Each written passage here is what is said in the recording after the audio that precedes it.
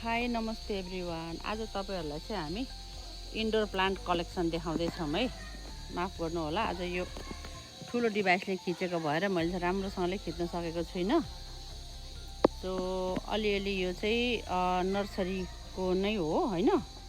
अनि यसमा चाहिँ इन्डोर प्लान्टहरु छ, तपाईहरुले हेर्दै जानु होला। अनि यो चाहिँ तपाईहरुलाई चाहिएमा सम्पर्क नम्बर पनि हामीले दिन्छौँ, त्यहाँ चाहिँ तपाईले सम्पर्क गरेर लिन सक्नुहुन्छ। एकदमै हेल्दी प्लान्ट्सहरु छ, एकदमै राम्रो राम्रो पनि छ। हेर्नुस् त, अब नाम चाहिँ मलाई सबै थाहा भएन, मैले चाहिँ भिडियो खिच्ने काम गरिदिएको हो। प्लान्ट्सको नामहरु भन्न पाए साह्रै मजा आउँथ्यो, तर फुलको साह्रै म जानकारमा परिन।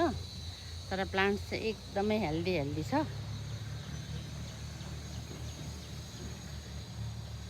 सायद म यो चाहिँ काठमाडौँ जाँदाखेरि लिएर जान्छु होला। एकदमै राम्रो लाग्यो मलाई, एकदमै राम्रो लाग्यो मलाई यो चाहिँ। हेर्नुस् त,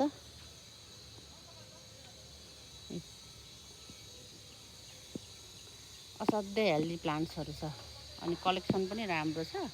यो चाहिँ धुलाबारी चोकबाट तपाईँ 5 मिनटको वकको डिस्टेन्समा चाहिँ यहाँ आउन सक्नुहुन्छ है। यदि तपाईलाई फुल किन्न पर्यो, मन परेमा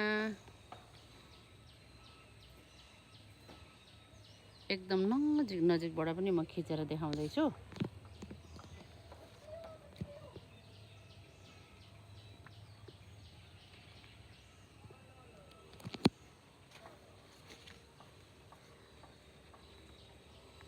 एक दुईवटा काठमाडौँमा उपहार स्वरूप लगेर जाने विचारमा छु। तपाईहरुले सल्लाह दिनु होला कुन कुन लैजाँदा राम्रो हुन्छ। म चाहिँ एउटा यो लानु पर्ला, दाम महँगो पर्यो भने त लादिनँ। फेरि यो पनि कति राम्रो रहेछ भेरिगेटेडमा। आजभोलि जे पनि यस्तै भेरिगेटेडमा आएको छ कि, पहिलाको जस्तो एउटै खालको छैन। यहाँ हेर्नुस् त, कलेक्सन चाहिँ एकदमै दामी दामी छ। मैले चाहिँ भिडियो खिच्दिने मात्रै काम गरेको हो, नाम चाहिँ थाहा भएन, माफ गर्नु होला। अनि मच्छर पनि रहेछ हौ।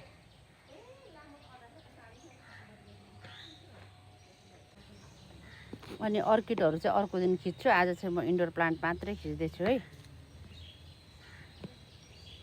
यो प्लान्ट चाहिँ मेरो पनि छ है, सिङ्गापुरमा पनि, सरी ब्रुनाईमा पनि।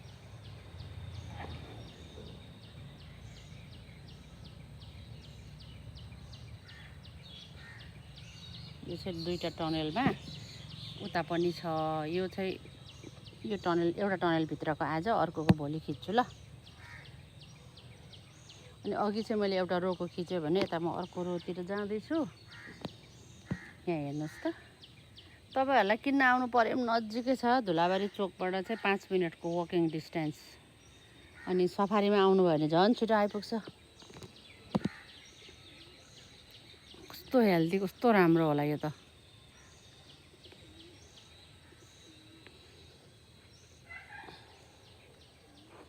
ओहो, यो पनि कस्तो राम्रो।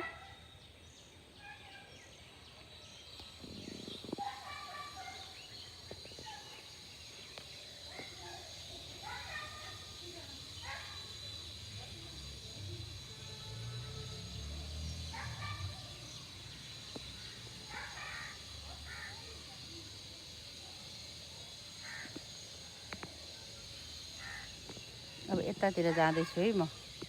यो पनि कस्तो हो, यो त हरियो मात्रै देखेको, सेतोमा पनि रहेछ हौ।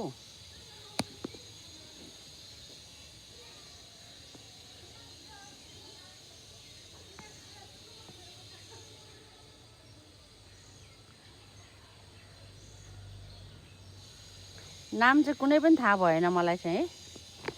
यो लिली पनि यस्तो भेरिगेटेडमा हुने आजभोलि अचम्मै हो। केही प्लान्टहरु त साह्रै मन परेको छ है मलाई।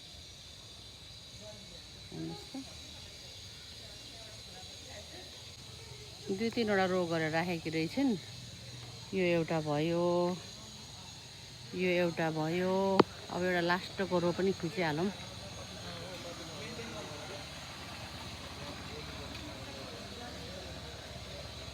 ओहो, यो पनि कस्तो राम्रो।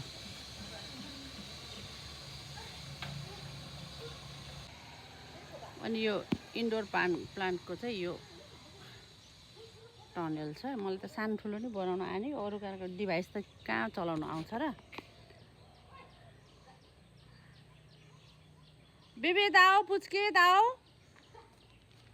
यता आऊ त बेबी। अथा यस्तो गर्मी छ झापामा, कुरै नगर्नु, पाकेर मर्नु आँटे। के गर्नु, माइती घर भने चाहिँ आउनै पर्ने रहेछ। नआउँ भन्दा नि मार्छन् होइन। ल यस्तो राम्रो राम्रो छ। यति मध्येमा एउटा दुइटा चाहिँ लगेर जाने परे मैले। अनि यो चाहिँ नाग चम्पा फुल्न लाएर रहेछ। उसलाई मैले भुइँमा सार भनेको, जुन्ताले सुन्दैन मेरो कुरा। यो भुइँमा सारे कति राम्रो फुल्थ्यो। यो पनि राम्रो रहेछ।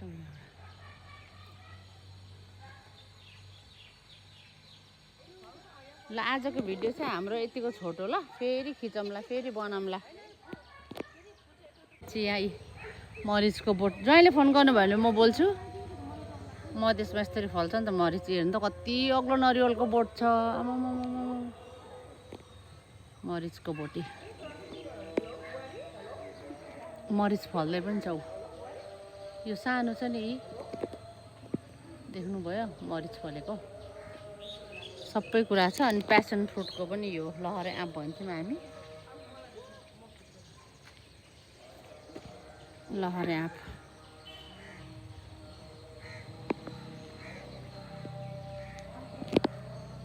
अलिअलि यहाँ भित्र राखेको पनि खिचिदिन्छु। ल यो पनि रहेछ। यो त ब्रुनाईमा कस्तो राम्रो हुन्छ नि इन्डोर प्लान्ट। यो पनि रहेछ कालोमा। जी प्लान्ट अरे, जे प्लान्ट, जेड। यसको नाम के हो रे? डबल जे।